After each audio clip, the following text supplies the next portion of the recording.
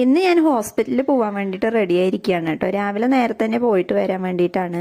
പെട്ടെന്ന് തന്നെ പോയിട്ട് വന്ന് മരുന്നൊക്കെ വാങ്ങിച്ചിട്ട് വന്നു. അപ്പോൾ വീട്ടിലെത്തിയപ്പോഴാണ് ചക്ക പഴുത്തത് വേവിച്ചത് ഇരിക്കുന്നുണ്ടായിരുന്നു. അപ്പോൾ അതിനെയും കൊണ്ട് ഞാനൊരു ചക്കപ്പം ഉണ്ടാക്കാമെന്ന് കരുതി.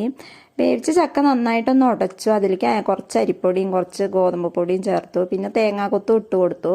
ഒരു സ്പൂണ് ഏലക്ക പൊടിച്ചതും ഇട്ട് കൊടുത്തു.